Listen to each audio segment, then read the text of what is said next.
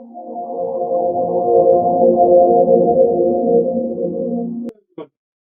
राजेश आप सभी का क्लैट प्रेप के ऑनलाइन प्लेटफॉर्म पर हार्दिक स्वागत करता हूं। जैसा कि आप लोगों को पता है कि हम डेली शाम को 6:30 पीएम पे द हिंदू एनालिसिस करते हैं।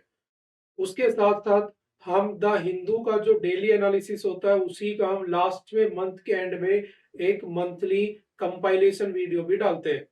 उसके साथ साथ आप लोगों के लिए अब से एक नया प्रोग्राम स्टार्ट किया गया है, जिसके अंदर हम क्या करेंगे, डेली जो भी दिन भर की जो करंट की न्यूज होगी जिससे आपके एग्जाम में क्वेश्चन पूछा जा सकता है, उस पे पैसेज बेस्ड क्वेश्चन हो, चाहे वन लाइनर क्वेश्चन हो, चाहे वन डे कंपटीशन का एग्जाम हो, इन सभी एग्जाम की प्रिपरेशन के लिए बेसिकली फोकस्ड रहते हुए किसके ऊपर, क्लैट के ऊपर।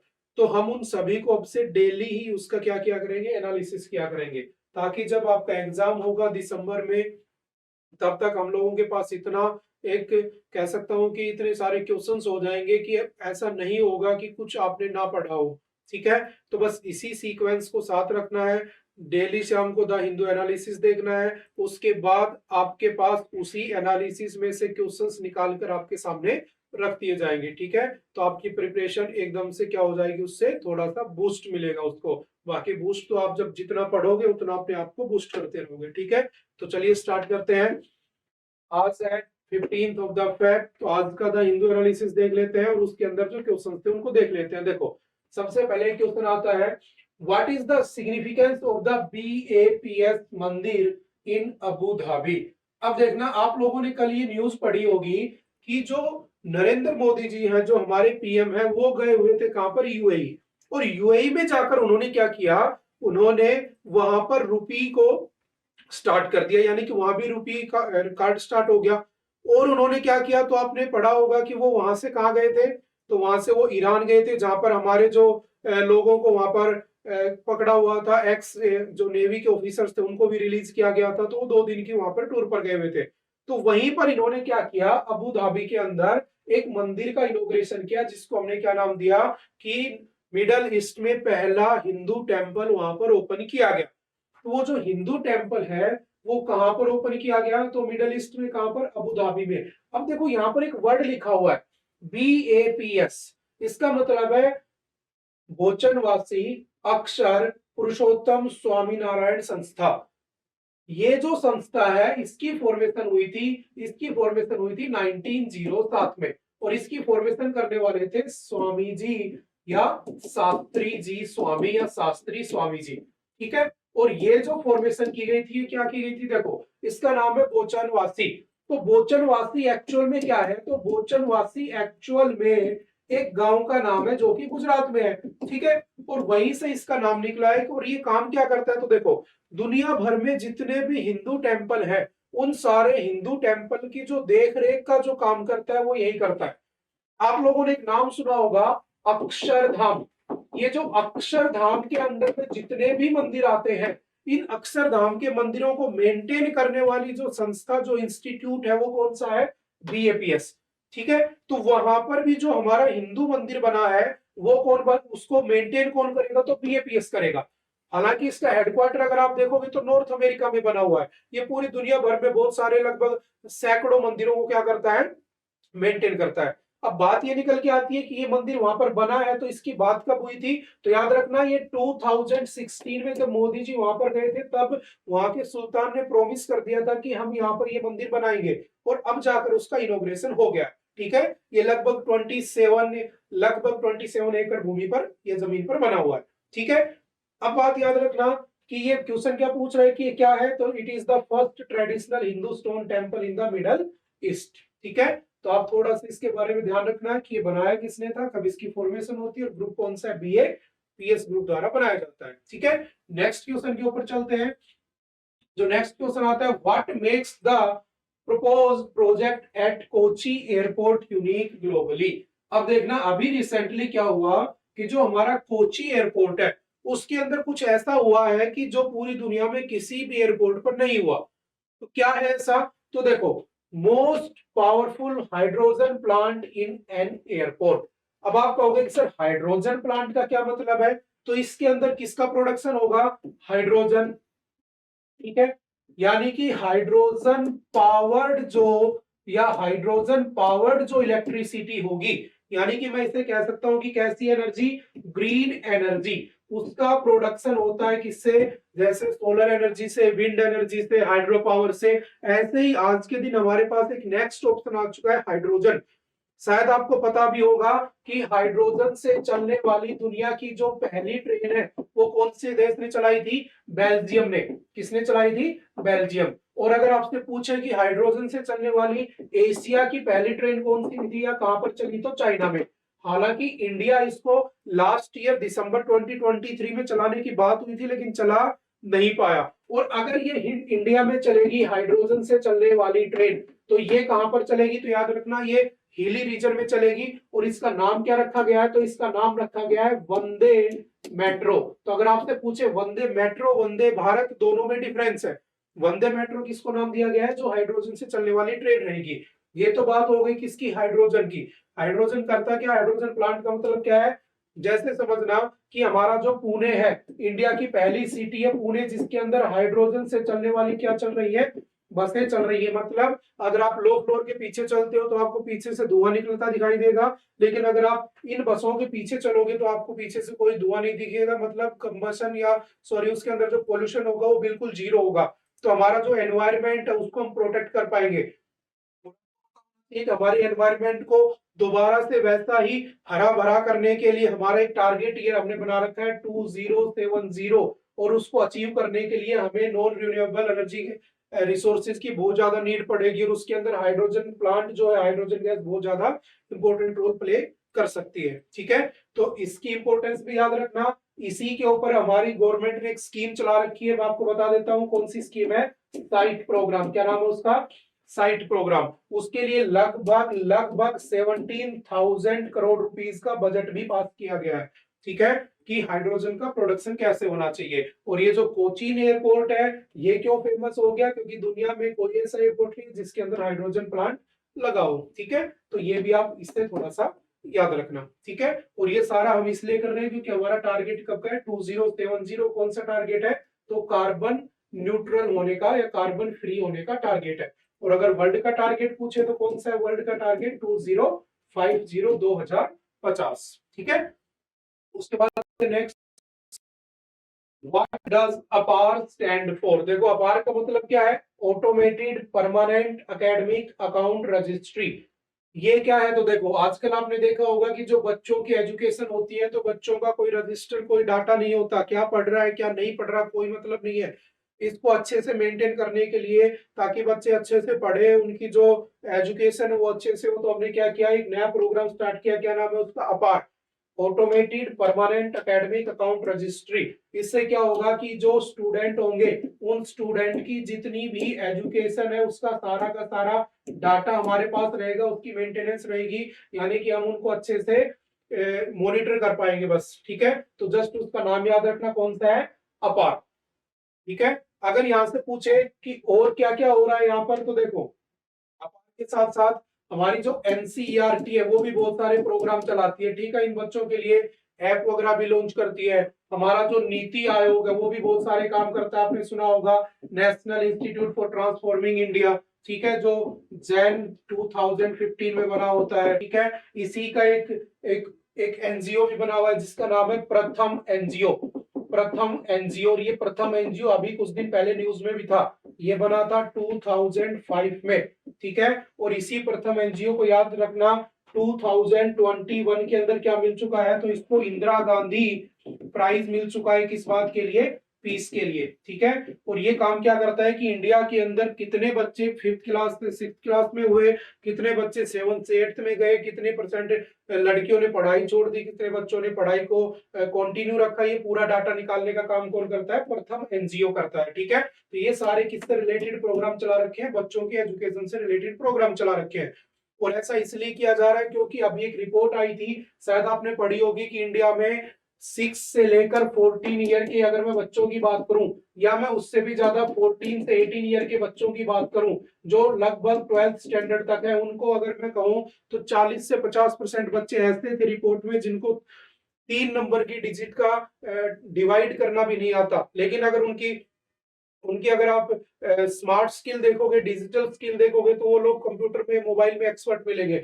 तो कहीं ना कहीं हमारे देश के लिए गलत बात है, तो उनको अच्छे से एजुकेट करने के लिए बहुत सारी स्कीम चलाई जाती है, ठीक है। तो थोड़ा बहुत आपको इसमें ध्यान रखना है।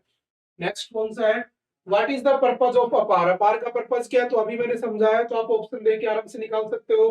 To issue digital ID card, ये तो होगा नहीं, ठीक है। टू फैसिलिटेट स्ट्रीमलाइन एडमिशंस, ये भी नहीं होगा। टू प्रमोट कल्चरल एक्सचेंज, ये भी नहीं होगा। तो क्या होगा, option number A, to track students academic progress and achievements, उनकी प्रोग्रेस को ट्रैक करने के लिए बनाया गया, ठीक है। नेक्स्ट आ जाते हैं, recently the cabinet of which state has approved the bill banning magical remedies. देखो मैजिकल रेमेडीज क्या होती है, आपने देखा होगा कि गांव के इलाकों में बहुत बार ऐसा होता है, और शहरों में भी ये नॉर्मल है, कि किसी को मान लो डम्बनेस हो गई, किसी को डीफनेस हो गई, यानी कि सुनना बंद हो गया, किसी को ब्लाइंडनेस हो गई, अचानक दिखना बंद हो गया, ठीक है। तो ऐसे में मान लो किसी के शरीर को कुछ कुछ भी ऐसी बीमारी हो गई जिसका इलाज नहीं हो पा रहा, तो हम क्या करते हैं, हम मैजिकल उस पर चले जाते हैं, ट्रीटमेंट के ऊपर। होता क्या है उसके अंदर, कि जो तांत्रिक होते हैं, जो बाबा लोग होते हैं, उसका मिस यूज करते हैं, और वो पैसा वैसा आप लोगों से ले लेते हैं। तो ऐसा नहीं होना चाहिए। तो ये जो प्रैक्टिस है, जिसको कहा गया क्या, मैजिकल रेमेडीज, इसको कौन से स्टेट ने बैन कर दिया, तो याद रखना भारत का पहला स्टेट कौन सा हो गया, आसाम। उसने एक बिल भी पास किया है 2024, यानी कि इसी साल, जिसका नाम क्या है, prevention of the magical remedies और prevention of the evil treatment भी कह सकते हो, ठीक है। तो कौन सा स्टेट बन चुका है, आसाम स्टेट बन चुका है पहला, ठीक है। इस बात को थोड़ा सा ध्यान रखना। नेक्स्ट चलते हैं, which state government has recently increased MBPY by Rs 500। देखो MBPY क्या है, तो मधु बाबू पेंशन योजना। और ये जो मधु बाबू पेंशन योजना है, ये कहाँ की है, तो उड़ीसा की स्कीम है। इसमें क्या होता है कि जो स्टेट में 60 ईयर के प्लस के जो लोग होते हैं, उनको तो मिलते हैं 300 रुपए पेंशन पर मंथ, और जो 80 ईयर प्लस के लोग होते हैं, उनको कितने रुपए मिलते हैं, तो उनको कर दिए गए हैं 500 रुपए पर मंथ कर दिए गए हैं, ठीक है। और ये किन लोगों को दी जाती है पेंशन, ओल्ड एज लोगों को, या कोई एक्सट्रीमली जो डिजीज होती है, रेयर डिजीज होती है, जिनका ट्रीटमेंट जल्दी से पॉसिबल नहीं हो पाता, है ना, जैसे हैंसन डिजीज हो गई, लेप्रोसी हो गई, HIV एड्स हो गई, ठीक है। इन लोगों को ये 500 रुपए पर मंथ देते हैं। तो इसको किस कौन से स्टेट की न्यूज है, उड़ीसा, ठीक है। उसके बाद चलते next, Recently, Sri Lanka and which country has launched UPI Unified Payment Interface? आपको पता होगा UPI जो है यूनिफाइड इंटरफेस या पेमेंट इंटरफेस कब स्टार्ट हुआ था, 2016 में। एक्ट कौन सा था, NPCI, national payment corporation of India, जो 2008 में बना था, ठीक है। किस किस में स्टार्ट हुआ है, तो श्रीलंका, और उसके साथ कौन सा है, मॉरिशियस, ठीक है। और श्रीलंका का PM कौन है, जिनकी मीटिंग हुई थी S जयशंकर के साथ, तो कौन है, या यहाँ के जो रानेल विक्रम सिंघे या विक्रम सिंह, ठीक है। और मॉरिशियस के कौन थे, तो परविंद चोगनाथ। कौन, परविंद चोगनाथ। इनकी क्या हुई थी हमारे जयशंकर के साथ, या जयशंकर के साथ वर्चुअल मीटिंग, जिसके अंदर इन्होंने यूपीआई को लॉन्च कर दिया, ठीक है। उसके बाद चलते नेक्स्ट न्यूज के ऊपर। Recently, Alexander Stubb has won the presidential election of which country? कौन सी कंट्री का इलेक्शन हुआ था, तो याद रखना फिनलैंड। कौन सा, ऑप्शन नंबर ए, फिनलैंड। फिनलैंड का जो प्रेसिडेंशियल इलेक्शन वो किसने जीता है, तो अलेक्जेंडर स्टब ने। अब देखो क्वेश्चन आता है कि क्या हमें हर कंट्री का PM याद करना है क्या, नहीं, बिल्कुल भी नहीं। लेकिन जो मोस्टली न्यूज में कंट्री रहती है, उनका PM, ठीक है, प्रेसिडेंट, ये हमें पता होना चाहिए। किस किस कंट्री में रिसेंटली इलेक्शन होने वाले हैं या इलेक्शन हुए हैं, उसमें कौन कौन PM बना है, प्रेसिडेंट बना है, उसकी कैपिटल, उसकी करेंसी हमें पता होनी चाहिए, ठीक है। और एटलीस्ट हमारे जो नेबरिंग कंट्रीज है, नेपाल, भूटान, चाइना, पाकिस्तान, अफगानिस्तान, बांग्लादेश, इनके तो एटलीस्ट म्यांमार PM और ये करेंसी और कैपिटल हमें पता होनी चाहिए। अब कहोगे कि सर ये क्यों इंपॉर्टेंट है, तो याद रखना जो फिनलैंड है, उस फिनलैंड ने अभी रिसेंटली क्या किया, आपने एक ग्रुप सुना होगा NATO, North Atlantic Treaty Organization. ये नाटो की फॉर्मेशन कब हुई थी, 1949 में। और ये कैसा ग्रुप है, तो मिलिट्री ग्रुप है। सभी को पता है कि कैसा ग्रुप है, मिलिट्री ग्रुप है, ठीक है। और इस नाटो के अंदर कौन जाना चाहता है, यूक्रेन। और यूक्रेन उसमें जाना चाहता है, इसलिए जाने कौन नहीं देना चाहता, रसिया। तो दोनों के बीच में क्या चल रही है, कॉन्फ्लिक्ट अभी तक चल ही रहा है, ठीक है। तो ये जो नाटो है ना, इस नाटो में टोटल कितने मेंबर है, क्वेश्चन आता है। तो लास्ट ईयर कितने थे टोटल मेंबर इसमें, 30, लेकिन हम कितने हो गए 31st। तो 31st नंबर वाला कौन सा है, तो फिनलैंड ने उसको ज्वाइन किया। ठीक है, तो लास्ट ईयर नाटो के अंदर कौन ज्वाइन हुआ था, फिनलैंड, और फिनलैंड में अभी इलेक्शन हुए और कौन जीत गया, अलेक्जेंडर स्टब। तो थोड़ा बहुत आपको आइडिया रखना है। ठीक है, और जैसे कि एससीओ में भी एक नया मेंबर जुड़ा था, 9 मेंबर हो चुके हैं, ईरान जुड़ चुका है, G20 का G21 हो चुका है। तो जिन जिन इंटरनेशनल ऑर्गेनाइजेशन में नए मेंबर जुड़े हैं वो भी हमें थोड़ा बहुत याद रखना है। नेक्स्ट है, which country has recently introduced a new working law bill. कौन सी कंट्री ने न्यू वर्किंग लॉ बिल को पास किया है। तो देखो इसमें एक्चुअल में है क्या, अगर कोई एम्प्लॉई छुट्टी पे है, घर पे है, और अगर उसको कंपनी की तरफ से परेशान किया जाता है, कॉल किया जाता है, उस दिन भी उससे काम करवाया जाता है, तो वो क्या कर सकता है, उस पे केस फाइल कर सकता है, और उसका उस कंपनी के ऊपर, उस एम्प्लॉयर के ऊपर बहुत भारी जुर्माना लग सकता है। तो वर्कर्स के लाइफ को देखते हुए कि उनकी पर्सनल लाइफ और वर्किंग लाइफ में कोई इंटरफेयर ना हो, तो एक पहली कंट्री कौन सी बनी है जिसने ये बिल पास किया, तो वो कौन सी बनी है, ऑस्ट्रेलिया। कौन सी, ऑप्शन नंबर सी, ऑस्ट्रेलिया। ठीक है, नेक्स्ट चलते हैं, who will get the KPP of the year 2024। ये एक अवार्ड है, याद रखना। ठीक है, किसको दिया गया ये इस बार, तो इस बार दिया गया एस सोमनाथ को। क्यों दिया जाता है, तो ये अवार्ड जो है नामीबियर या नाम्बियर अवार्ड के नाम से ये दिया जाता है कौन से फील्ड में, तो हमारी जो टेक्नोलॉजी के फील्ड में जो एक्सपर्ट होते हैं उनको दिया जाता है। और आपको पता है कि एस सोमनाथ कौन है, तो S Somnath is the chairman of ISRO, Indian Space Research Organization, जिसकी फॉर्मेशन कब हुई थी, 1969, या कह सकता हूँ 15 ऑफ द अगस्त 1969। इसके जो फर्स्ट चेयरमैन थे वो कौन थे, तो फर्स्ट चेयरमैन थे इसके विक्रम सारा भाई, और इसके एट प्रेजेंट जो प्रेसिडेंट है या एट प्रेजेंट इसके जो चेयरमैन है वो कौन है, एस सोमनाथ, और उनको कौन सा अवार्ड मिला है, केपीपी ऑफ द ईयर। इसको थोड़ा सा ध्यान रखना है हमें। ठीक है, बाकी इसरो क्या काम करती है, चंद्रयान 1, 2, 3 ये सब आप लोग जानते हो। ठीक है, उसके बाद नेक्स्ट आता है, in which city has the statue of India first CDS. देखो सीडीएस क्या होता है, कंबाइंड डिफेंस सर्विस भी होता है। ठीक है, और अगर यहाँ पर पोस्ट का नाम है तो ये चीफ ऑफ डिफेंस स्टाफ भी होता है। तो यहाँ पर सीडीएस की बात कर रहा है, कौन पहला सीडीएस बना है, चीफ ऑफ डिफेंस स्टाफ कौन बना है, या सॉरी पहला कौन था, तो विपिन रावत। अभी कौन है, तो अभी एट प्रेजेंट अगर आपसे पूछे तो एट प्रेजेंट कौन है, अनिल चौहान। कौन है, अनिल चौहान। पहले कौन थे, तो विपिन रावत। और विपिन रावत का क्या हुआ था, तो आपको पता होगा 2021 में क्या हो गया था, उनकी डेथ हो गई थी, देहांत हो गया था। कब, जब वो एक हेलीकॉप्टर से ट्रेवल कर रहे थे। ठीक है ना, कौन सा हेलीकॉप्टर था उनके पास, तो MKM3। ठीक है, या 17M3 में उनकी डेथ हो जाती है। ठीक है, तो उनको उनका क्या बनाया गया, अभी एक स्टेच्यू बनाया गया है, कहां पर, देहरादून के अंदर उनका स्टेच्यू बनाया गया। Option number C is the right answer. ठीक है, नेक्स्ट क्वेश्चन पे चलते हैं, which portal has been launched by central government to encourage women in the field of science।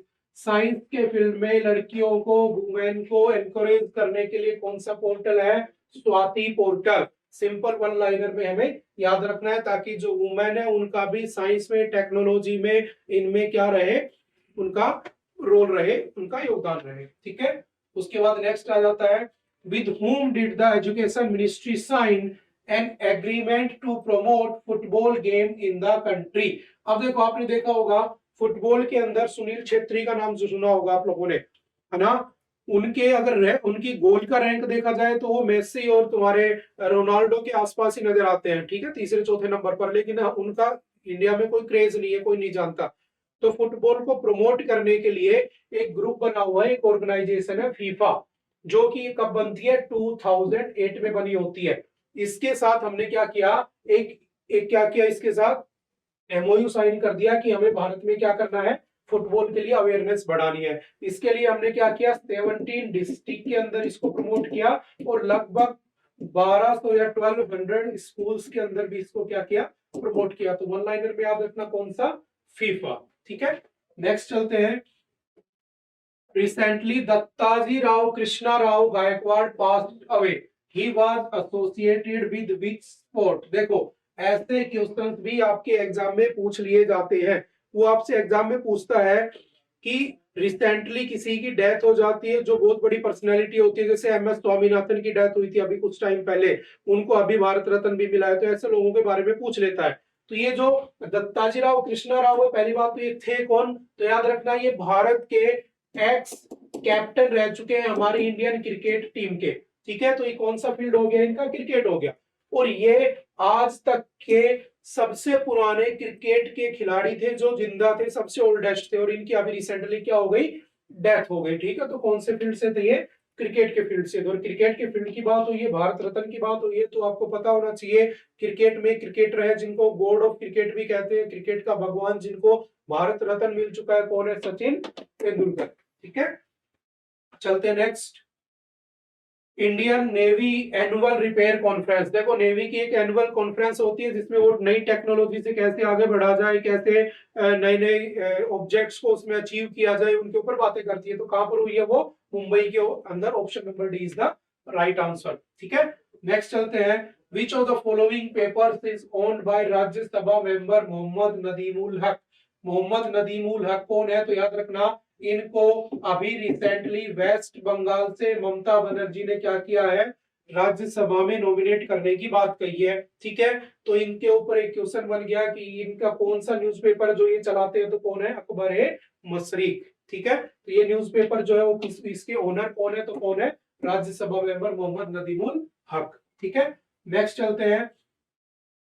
State will Congress parliamentary party chairperson Sonia Gandhi. अभी आपने देखा होगा रिसेंटली का लिखी बात है, सोनिया गांधी जी जयपुर आई हुई थी और उन्होंने क्या किया, तो उन्होंने जयपुर में यानी कि राजस्थान से राज्यसभा में नॉमिनेशन भर दिया है। और ऐसा इन्होंने 25 साल के बाद किया है। इन्होंने 25 ईयर पहले एक ओथ ली होती है कि मैं कभी राजनीति में नहीं आऊंगी, लेकिन दोबारा से भी किस में आ चुकी है, राजनीति के अंदर। तो कौन से स्टेट से इन्होंने राज्यसभा का नॉमिनेशन भरा है, तो option number B, that is कौन सा ऑप्शन हो जाएगा, option number B, that is Rajasthan. ठीक है, तो इसको थोड़ा सा याद रखना। उसके बाद चलते next. Kaja Kallas is the leader of which of the following nations. तो देखो काजा कल्लास कहाँ की लीडर है, तो ये पीएम है, कहाँ, तो कौन सी जगह के पीएम है, तो याद रखना एस्टोनिया, एस्टोनिया के पीएम है। अच्छा, इनकी न्यूज क्यों बन गई, तो याद रखना इनको जो आपकी फेवरेट कंट्री है कौन सी, रशिया, उसने क्या कर दिया, इनको एक वांटेड पर्सन की लिस्ट में डाल दिया है। और इनको वांटेड पर्सन की लिस्ट में डालने का रीजन क्या है, उसका रीजन ये है कि इनके ऊपर एलिगेशंस है कि ये किसका सपोर्ट कर रहे हैं, यूक्रेन का सपोर्ट कर रहे हैं। और आपको पता है रशिया और यूक्रेन के बीच में वॉर चल रहा है काफी टाइम से, इस वजह से रशिया ने इनको किसकी लिस्ट में डाल दिया है, वांटेड पर्सन की लिस्ट में, जो कि कहाँ के पीएम है, एस्टोनिया। ठीक है, तो थोड़ा सा इसको ध्यान रखना। उसके बाद नेक्स्ट कौन सा आता है, in which city is the Bellandur lake. देखो जो बेलांडूर लेक है वो कौन सी सिटी के अंदर है, तो मैसूर, बेंगलोर, दावणगेरे या मैंगलोर। तो याद रखना ये बना हुआ है कहाँ पे, बेंगलुरु के अंदर।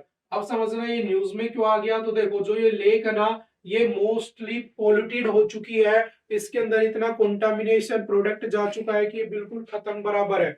तो ये न्यूज में आ गई, कौन से स्टेट में, बेंगलोर। अब याद रखना है कौन सी सिटी में, बेंगलोर। अब हर लेक तो आपसे एग्जाम में पूछेगा नहीं कभी भी, जो भी करंट में न्यूज में होगी वो लेक आपसे पूछेगा। ठीक है, या जो लेक फेमस होती है, जैसे अगर आपसे पूछ ले largest largest fresh water lake कौन सी है इंडिया में, तो लार्जेस्ट फ्रेश वाटर लेक कौन सी हो जाएगी, वूलर लेक। कौन सी, वूलर लेक, जो कि कहां बनी हुई है, जम्मू एंड कश्मीर। आपसे पूछ लेगा लार्जेस्ट सोल्ट वाटर लेक कहां पर बनी हुई है, तो वो कहां पर बनी हुई है, तो वो आपकी कौन सी हो जाएगी, चिलिका। ठीक है, कौन सी हो जाएगी, चिलिका, जो कि उड़ीसा में बनी हुई है। और ये कैसी लेक है, तो याद रखना एक लेगून लेक है। कैसी है, लेगून लेक। ठीक है, लेगून लेक वो होती है जिसके अंदर से आप डायरेक्टली किसी बड़े वाटर बॉडी में जा सकते हो। ठीक है, जैसे लेक में गए, लेक से ओशन में पहुंच गए, लेगून लेक कह देते हैं। ठीक है, उसके बाद आपसे ये पूछ सकता है सबसे लार्जेस्ट लेक कौन सी है, सबसे बड़ी लेक कौन सी है, तो याद रखना वेम्बनाड। कौन सी है, वेम्बनाड लेक, जो कि कहां पर बनी हुई है, केरला के अंदर। ये क्यों फेमस है, क्योंकि इसके अंदर एक आइलैंड बना हुआ है जिसका नाम है वेलिंगटन आइलैंड। कौन सा, वेलिंगटन आइलैंड। और इस वेलिंगटन आइलैंड के अंदर क्या फेमस है कि यहाँ पर हर साल बोट रेस होती है। भारत में सिर्फ एक जगह बोट रेस होती है, और वो बोट रेस कहाँ पर होती है, वेलिंगटन आइलैंड, जो कि कहाँ पर है, वेम्बनाड झील के ऊपर। और वेम्बनाड जो लेक है वो कहाँ की है, केरल की लार्जेस्ट लेक है। तो ये कुछ लेक्स हमें पता होनी चाहिए, बाकी अगर कोई न्यूज में बनती है तो हमें उनको न्यूज के हिसाब से उनको ऐड ऑन कर लेना है, ठीक है। अगर आपसे पूछे सबसे ऊंची लेक कौन सी है इंडिया की, तो गुरु डोंगमर। कौन सी है? गुरु डोंगमर लेक, जो कि कहां पर बनी हुई है? सिक्किम के अंदर, ठीक है। और अगर पूछे वर्ल्ड की सबसे ऊंची लेक कौन सी है, तो कौन सी है? टीटी काका, जो कि कहां पर है? साउथ अमेरिका में बनी हुई है, ठीक है। और अगर पूछे वर्ल्ड की सबसे डीपेस्ट लेक कौन सी है, तो सबसे डीपेस्ट लेक कौन सी हो जाएगी? लेक बेताल, जो कि कहां पर बनी हुई है? रशिया के अंदर बनी हुई है, ठीक है। तो ये कुछ अगर लेख से पूछे तो ये कुछ पॉइंट याद रखना, उसके साथ साथ अगर कोई न्यूज में है तो उसको ध्यान रखना है, ठीक है। चलते नेक्स्ट। आपके लिए इतना ही था, ठीक है। तो हम ऐसे ही डेली के 20 क्वेश्चंस का क्या करेंगे? एनालिसिस करेंगे कि उनसे और फर्दर क्या क्वेश्चंस बन सकते हैं, ठीक है। तो आप सभी को डेली इसके साथ साथ प्रिपरेशन करनी है, द हिंदू एनालिसिस भी देखना है, और उसके साथ साथ वीकली या मंथली जो कंपाइलेशन होता है वो भी देखना है। Okay, thank you.